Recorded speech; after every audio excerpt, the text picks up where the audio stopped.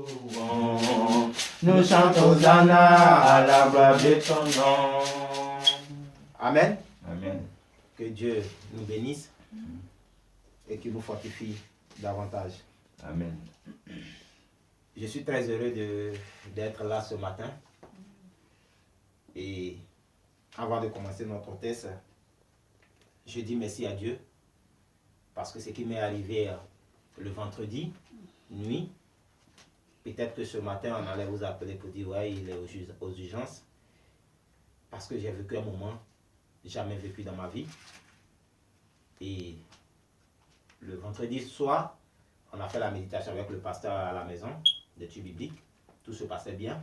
Quand on a fini avec le pasteur, j'ai dit bon, je vais essayer de terminer mon test du dimanche. Je l'ai fait, tout allait bien, je me sentais mieux. Et la nuit, dans la nuit tard, je sentais un peu de mal au niveau de mon ventre et tout. Bon, je n'ai pas trop considéré. Le matin, je me suis levé pour aller au travail. Mais étant dans le train, jusqu'à ce que j'arrive à Saint-Lazare, je vous assure que j'étais sur le point de tirer la lame pour que les gens appellent les secours, pour ne pas que je meure dans le train. Je vous assure, pour ne pas que je meure dans le train. Il me restait un seul arrêt pour arriver à Saint-Lazare, mais c'était comme si je quittais Saint-Lazare pour l'Afrique. C'était très dur pour moi. Les gens voyaient que ça n'allait pas du tout. Quelque chose me dit appelle le pasteur. J'ai dit mais je vais appeler le pasteur de Mantes jusqu'ici, c'est pas la peine. Je descends. Mais à Saint-Lazare, la façon dont je traînais par terre, si je pouvais filmer, j'allais le filmer pour que vous voyez. Je n'étais pas le même os que vous connaissez. J'étais obligé de mettre tous mes téléphones dans ma poche et puis essayer de fermer parce que le téléphone même pouvait tomber, je pouvais ne pas pouvoir le prendre. Donc pour sécuriser mes appareils, j'ai fermé, j'ai mis mes clés dans ma poche et j'ai tout fermé. Et je souffrais, je vous assure, énormément. J'ai fait tout ça, je suis allé au boulot, je n'ai pas pu travailler. Et Dieu merci, je suis allé dans une pharmacie, j'ai acheté des médicaments. Et puis j'ai acheté une bouteille d'eau. Quand j'ai pris les médicaments, la douleur s'est juste calmée un peu le temps que je rentre à la maison. Mais quand je suis arrivé à la maison, hier le pasteur était là avec Jolie, ça n'allait pas du tout. J'étais à Saint-Lazare, quelque chose me disait non, appelle pour qu'on puisse venir te chercher, appelle le SAMU pour qu'on vienne te chercher. J'ai dit non, mais si j'appelle, je suis sûr qu'ils vont me mettre en arrêt. J'ai énormément de programmes avec Dieu, j'ai énormément de choses à faire, je ne veux pas me voir être couché à l'hôpital, c'est pas moi. Je vous assure, je le dis devant vous, en toute sincérité, je ne voulais pas. Quelqu'un me dit non, dis à quelqu'un, ils vont appeler tout à l'heure SAMU, ils vont venir te prendre tout à l'heure, parce que je voyais que ça n'allait absolument pas du tout.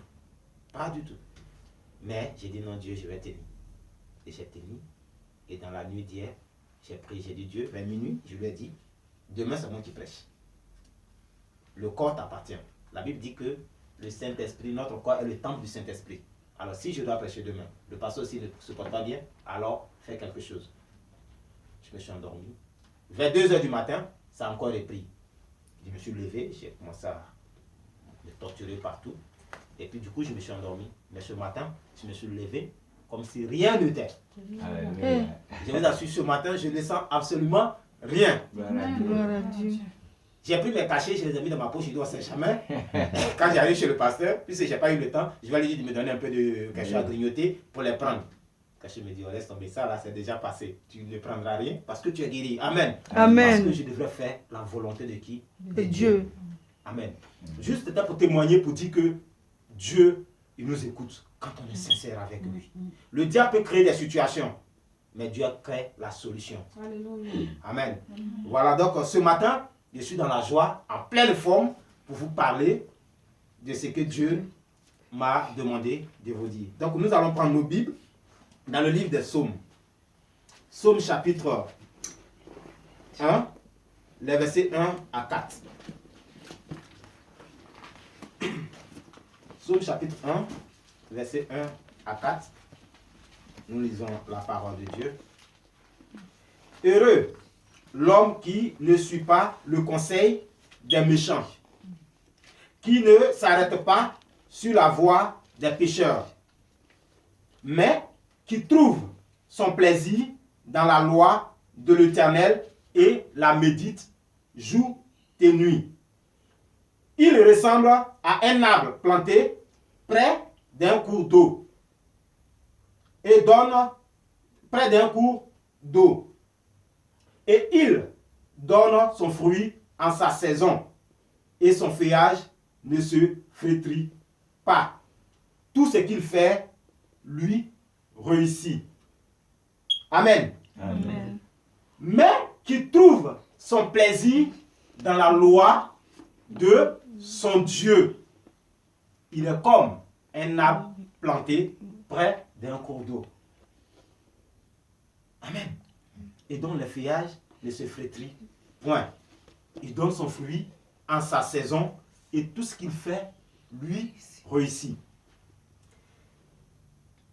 Ce texte, beaucoup d'entre nous l'ont déjà visité, beaucoup d'entre nous l'ont déjà médité. Et je voulais ce matin m'appuyer sur ce verset 2 qui dit simplement « Mais tu trouves quoi? Son plaisir. Dans quoi? Dans la loi de qui? De son Dieu. » Alors donc si ici David nous dit qu'il trouve son plaisir dans la loi de son Dieu, c'est que si je comprends bien, il doit avoir beaucoup de dieux. Il doit avoir beaucoup de dieux. Alors dans ce texte, David nous montre deux groupes de personnes. Un groupe de personnes qui, on peut les appeler les moqueurs, on peut aussi les appeler ceux qui font le mal. Et un autre groupe de personnes que David veut présenter, il parle de celui qui trouve son plaisir dans la loi de son Dieu.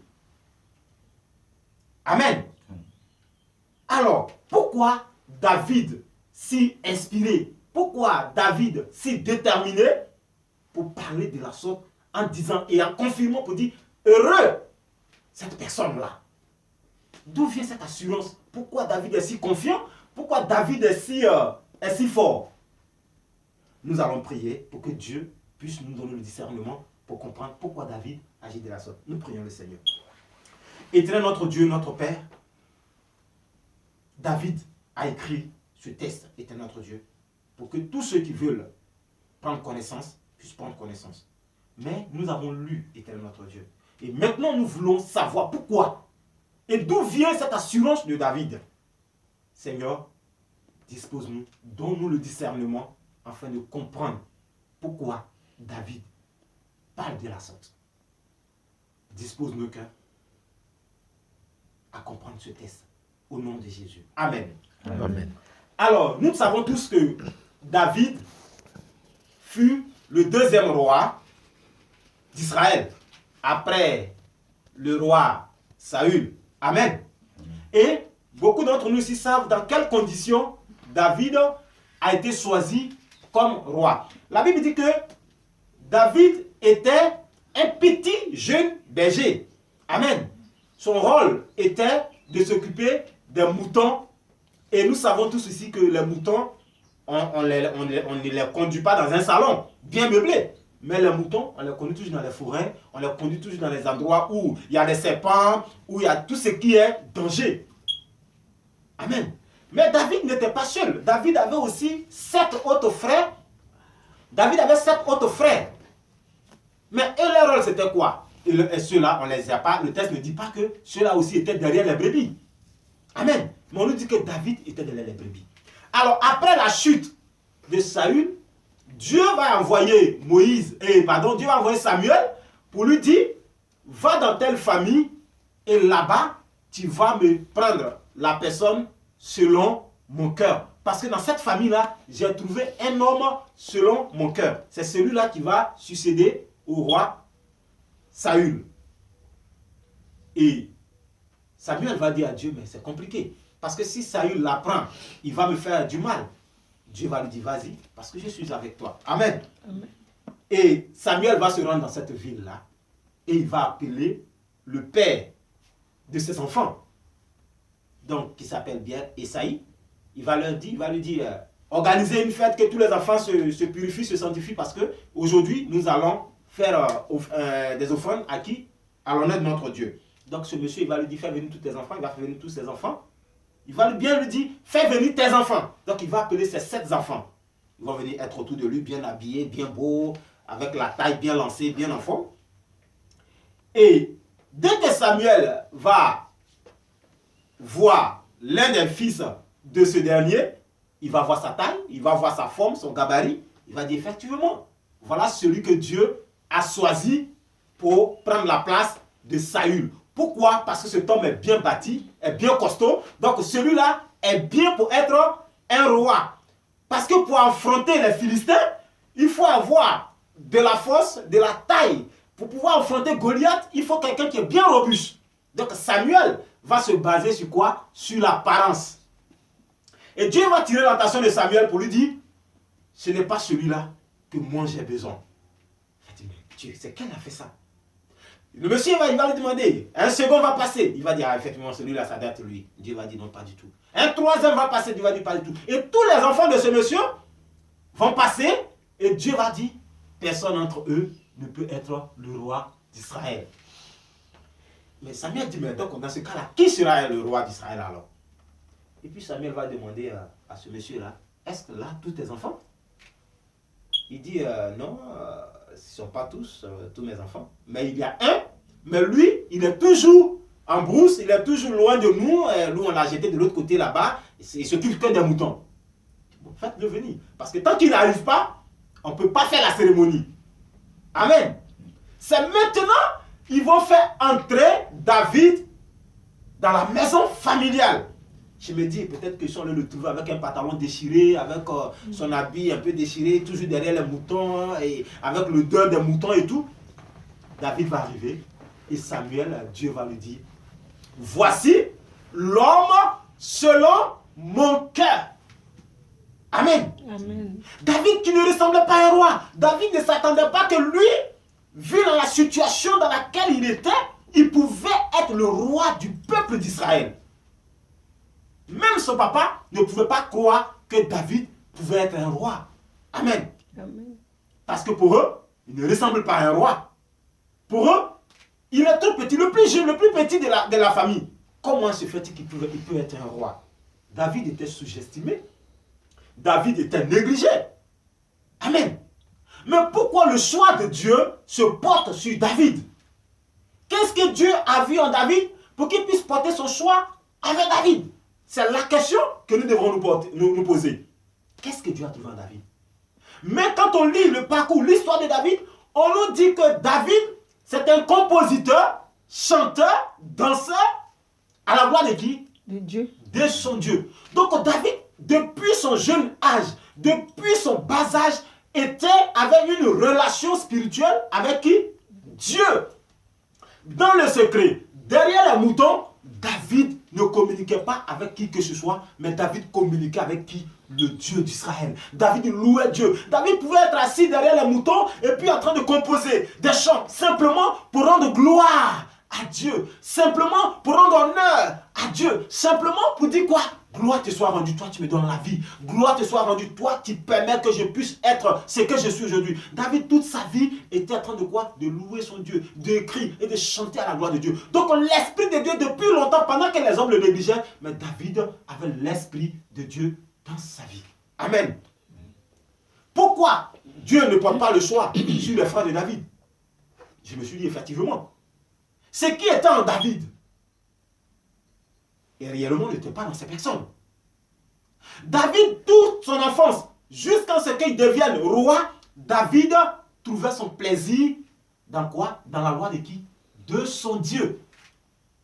David avait fait un choix. Et le choix de David était de toute sa vie de trouver son plaisir dans la loi de qui? De son Dieu. David, en trouvant son plaisir dans la loi de son Dieu, il obtient la grâce, la bénédiction, le soutien, l'élévation du Dieu d'Israël. Pendant que David trouvait son plaisir dans la loi de Dieu, Dieu est en train de planifier quelque chose de grand pour la vie de cet homme qui consacre toute sa vie dans la loi de chez Dieu. Amen. Mais ses frères, qui étaient bien robustes, bien grands, où est-ce qu'ils trouvaient leur plaisir? Où est-ce qu'ils trouvaient leur plaisir? Amen. Où est-ce qu'ils trouvaient leur plaisir? C'est ce David-là que Dieu va choisir pour devenir quoi? Le roi d'Israël. Mais regardez pourquoi je dis que David, depuis son enfance, trouvait son plaisir dans la loi de l'Éternel, son Dieu. Regardez son parcours. Malgré que Dieu l'ait oint pour être le roi d'Israël, lorsque Saül voulait à sa mort, il pouvait tuer Saül. Mais quelle parole il va prononcer? Il va dire, mais comment peut porter la main sur un oint de l'Éternel? Vous voyez, si une personne ne trouve pas son plaisir, ne trouvait pas son plaisir dans la loi de Dieu, il ne pouvait pas savoir ça. David, toute son enfance, avait étudié, il avait appris à connaître réellement qui est Dieu, quelles sont ses lois, qu'est-ce que Dieu veut qu'on fasse, qu'est-ce que Dieu ne veut pas qu'on fasse, pour ne pas commettre quoi? Des erreurs. Si c'était à notre époque aujourd'hui, et qu'on sait que quelqu'un veut à notre mort, mais si on trouve l'occasion, on ne va pas le louper.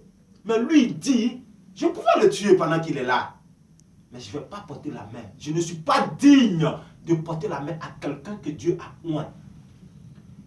Parce que même s'il n'est plus roi, mais il a le statut d'un ancien roi, consacré par Dieu. On voit nos présidents de la République d'aujourd'hui, lorsqu'ils ne sont plus présidents, comment on les appelle? C'est des ex-présidents. Ils ont le statut toujours d'anciens présidents. Donc on ne peut pas les minimiser, on ne peut pas les sous-estimer, on ne peut pas les comparer comme des personnes civiles, même s'ils ne sont plus au pouvoir. Mais pour le faire, il faut connaître la loi du pays. Parce que si tu ne connais pas la loi du pays, tu peux banaliser un ancien président. Et ça peut te coûter très cher. Il peut se rendre dans une poste et puis tu peux lui parler mal. Si tu ne connais pas la loi de ce pays, qu'un ancien président reste toujours un président. Donc David plongeait toujours son regard, David trouvait toujours son plaisir dans la loi de l'Éternel, son Dieu. Nous irons plus loin pour comprendre pourquoi David a écrit heureux la personne qui trouve son plaisir dans la loi de l'Éternel. Il est comme un arbre planté près d'un cours d'eau qui donne son fruit à sa saison. Nous partons plus loin. Le peuple d'Israël était sur la pression, sur la domination de ce géant appelé quoi? Goliath. La Bible dit que toute l'armée d'Israël campait dans un endroit et aussi le grand Goliath et son armée campaient dans un endroit. Mais chaque matin, chaque jour que Dieu faisait, Goliath sortait pour menacer. Dès que Goliath sortait, que l'armée d'Israël voyait Goliath, tout le monde tombait en brousse. Pendant des mois, pendant des années, le peuple d'Israël n'avait pas de mot à dire devant les Philistins. À cause de leurs grands défenseurs, le grand Goliath. Mais qu'est-ce qui va se passer? Ce jeune enfant, son père lui dit, prends de la nourriture, va sur le lieu de bataille, va leur donner de la nourriture à tes frères, et puis prends des informations sur le champ de bataille. David va laisser les moutons, il va partir, et il arrive, il se renseigne, il dit, mais où sont campés l'armée d'Israël? Et un monsieur qui lui a dit, ouais, l'armée d'Israël est campée de ce côté-là. Pendant que David parlait, le grand Goliath va sortir. Et qu'est-ce que Goliath va commencer à faire? Il va commencer à lancer des défis à l'armée de Dieu. Goliath va lancer des défis pour dire que c'est lui le Goliath, il est le suprême des suprêmes. À part lui, Goliath, il n'y a pas de Dieu qui existe. Personne ne peut dire mot. David va dire, écoutez, qui est ce monsieur-là qui parle de la sorte? David dit, qui est ce monsieur? On dit, c'est celui-là qui torture l'armée de Dieu. C'est celui-là qui dompte l'armée de Dieu. C'est celui-là qui met le peuple, tout le peuple d'Israël, y compris le roi, sous ses pieds. Il dit, ah bon?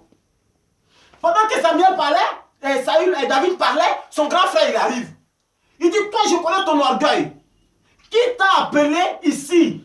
Ton rôle, ton devoir, ton travail, c'est de rester derrière les moutons. Ta place n'est pas sur le champ de bataille. Bien aimé, ces personnes-là, où ils trouvaient leur plaisir, et là où David trouvait son plaisir, n'étaient pas pareils. Ils disaient qu'ils sont des enfants d'Israël, ils sont des enfants de Dieu, mais en réalité, ils ne connaissaient pas qui est ce Dieu qu'ils adoraient. Mais David, du fait qu'il plongeait tout son regard, il trouvait son plaisir dans la loi de Dieu, Dieu a révélé toute sa capacité à ce petit David-là. Donc David va dire, mais qu'est-ce que j'ai dit de mal? Je ne suis pas libre de dire ce que j'ai envie de dire. La Bible dit que David va se débarrasser de son frère aîné et il va lui reposer la question. Il dit, qu'est-ce que le roi va donner à celui qui va tuer ce David-là, ce Goliath-là? Quel courage! Mais d'où lui vient cette assurance? Un enfant de rien du tout. Regardez Goliath et regardez David. On lui dit, le roi va lui donner sa fille. Le roi va lui donner beaucoup de choses. Si quelqu'un arrivait à terrasser ce Goliath qui nous prend la vie chaque jour. Il dit, qui est cet insensé? Qui est cet incirconcis qui ose insulter l'armée du Dieu vivant? Qui est lui? Qui? On dit, mais qui est cet enfant? Il dit, je vous dis, ayez du courage, ne tremblez plus, ne pleurez plus, parce que ce Goliath-là, moi je vais le terrasser. Que personne n'ait peur et suivez vos larmes. Ayez du courage, mais moi je vais l'affronter. On dit, ah bon? On va informer au roi pour dire, le roi, voilà David, un enfant de rien du tout. Il défie Goliath, il veut nous donner la liberté. Le roi dit, quel enfant vous parlez? Le petit là qui joue de la musique là, qui danse, passe son temps à danser? On dit, ouais, c'est celui-là qui dit ça. Est-ce que lui là, il peut? On dit, ouais, il dit qu'il peut. Faites-le venir. On fait venir David. Le roi, il le regarde, il dit, mon petit, toi tu restes à côté de moi. Quand je suis un peu troublé là, tu joues de la musique, ça me suffit. Tu n'es pas un homme de guerre, tu n'as jamais fait la guerre. Goliath, depuis son enfance, est un homme de guerre. Il sait ce que c'est que la guerre. Donc si je comprends bien, en réalité, même le roi Saül, même depuis que Dieu l'avait consacré, il ne savait pas en réalité qui était le Dieu qu'il adorait. Il ne savait pas en réalité qui était le Dieu. Pourquoi il ne le savait pas? Parce que ça dépend de là où ils trouvaient leur plaisir depuis qu'ils sont rois. Amen.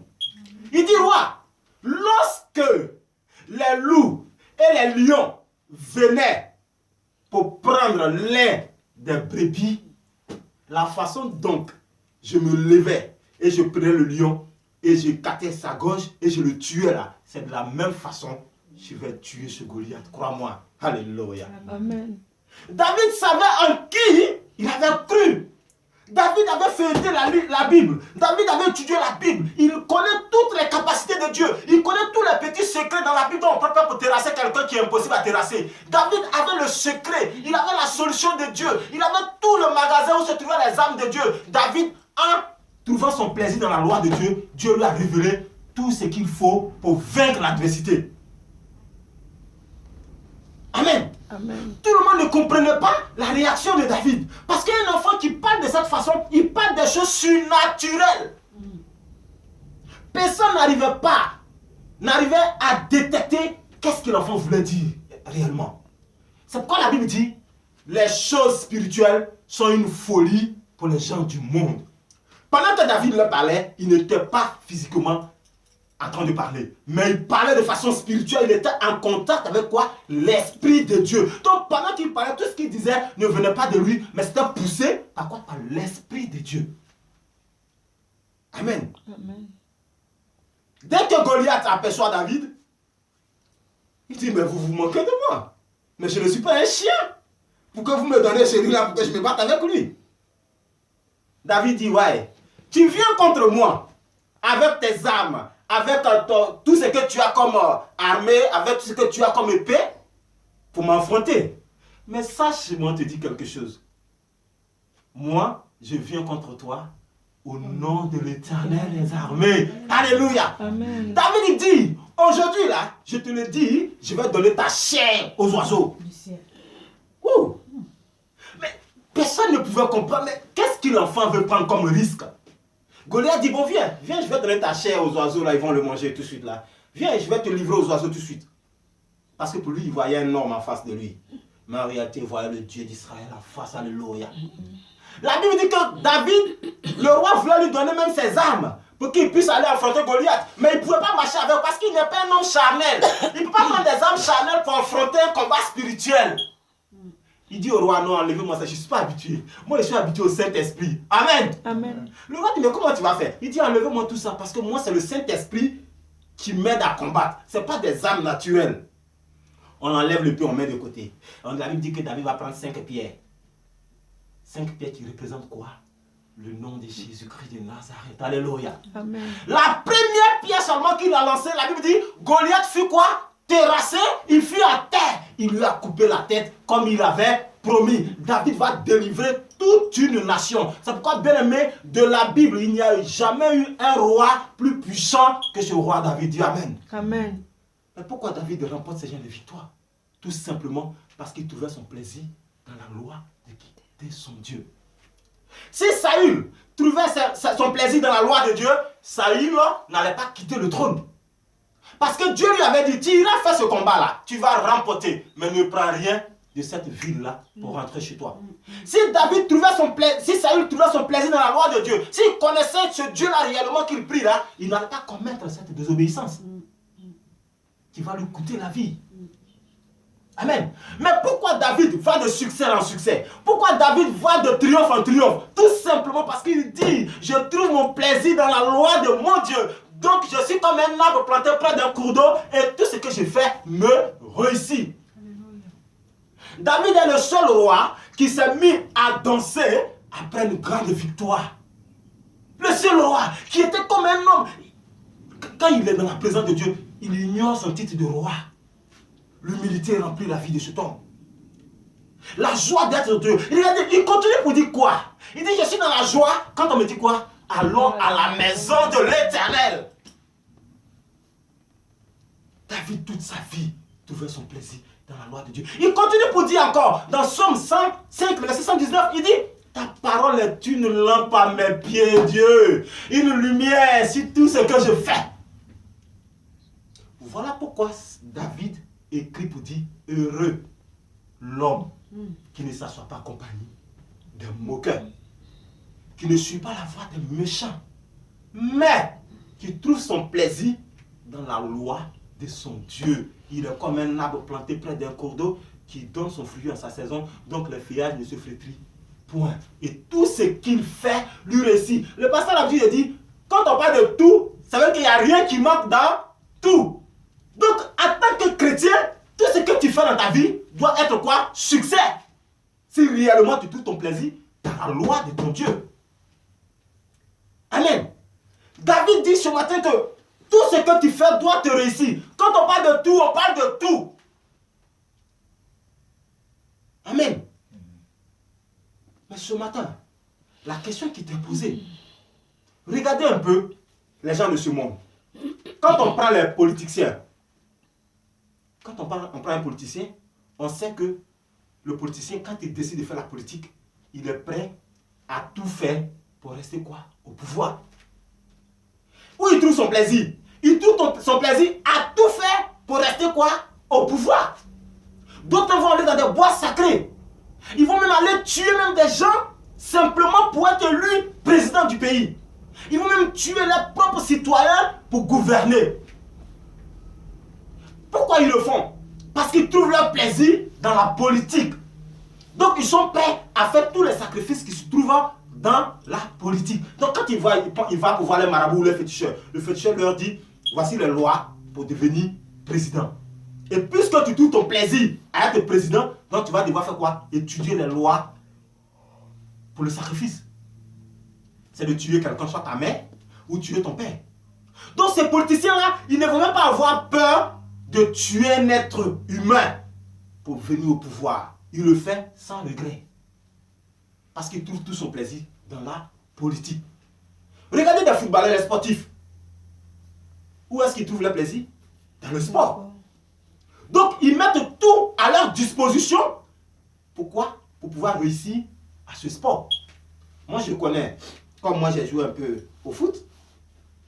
Lorsque je voyageais pour la Tunisie, mon premier voyage, mon entraîneur il m'appelle dans sa chambre. Il me dit, écoute, tu as du talent, mais tu es africain. J'ai dit, qu'est-ce que tu veux dire par là? Tu as ton talent, mais tu es africain. Il dit, je veux dire que tu es africain. Cherche à te laver avant de voyager. Ça, c'est mon entraîneur qui me dit ça. J'ai dit, laver, c'est-à-dire, je sens. Il dit, non, pas que tu sens là, ouvre tes yeux là. Tu es un homme. J'ai dit, oui, je suis un homme, je le sens, je ne suis pas une femme. Au moins, je savais déjà, qu'est-ce qu'il veut dire? Mais je vais seulement tirer un peu sa langue pour me manquer un peu, quoi. Il dit, il faut te laver. J'ai dit, donc, tu veux dire que je suis dans ta chambre, je sens, quoi. Il a commencé à rire. Il dit, non, je vais te dire, tu es africain. Il faut aller, je vais te envoyer chez quelqu'un c'est lui qui lave tous les jours, qui voyage. Donc, cette dame-là, c'est une féticheuse, elle est à Niamey. C'est l'une des communes de la Côte d'Ivoire. Elle va te laver. Comme ça, quand tu vas, tu touches même pas le ballon, on dit le contrat. Dès qu'il a fini, j'étais avec un collègue, je jouais aussi dans sa chambre. Je lui ai dit, quoi, tu sais quoi? Moi, je suis lavé il y a longtemps. Il y a longtemps, je suis lavé. Tu ne savais pas, il y a plus de lavage sur toi. Il dit, ah bon, tu es lavé? Il dit, ouais. Il dit, mais dis-moi, qui t'a lavé? Il veut savoir la féticheuse qui m'a lavé ou le féticheur. dit, il s'appelle Jésus-Christ de Nazareth. Il dit, tu es bête. J'ai dit, mais comment il est si bête? C'est mon féticheur qui m'a lavé. Tu crois à ton féticheur? À ton féticheur? Je crois au mien. On a discuté pendant 1 heure pour me convaincre pour que je me lave avant de voyager. Je lui ai dit, oh, question. Moi, je suis déjà prêt. Laisse-moi partir. J'ai refusé. Je suis arrivé en Tunisie. J'ai un collègue musulman qui m'a dit, tu sais quoi? Moi, chaque année, j'envoie un mouton en Guinée. Pour qu'on fasse des trucs, pour que j'évolue dans ma vie. Je vais te mettre en contact avec ce Guinéen. Il dit, oh, laisse tomber. Celui qui donne la vie à ce Guinéen-là, qui te fait mange ton mouton là, lui, il est mon Dieu. Amen. Amen. Vous comprenez? Ça dépend de là où tu trouves quoi? Ton plaisir. Quand on voit des voleurs, les voleurs trouvent leur plaisir dans quoi? Dans le vol. Ils mettent tout à leur disposition pour être des champions en vol. Un homme dans mon village qui dit, il se sent à l'aise quand il est en prison. Mais quand il est dehors, il n'est pas à l'aise.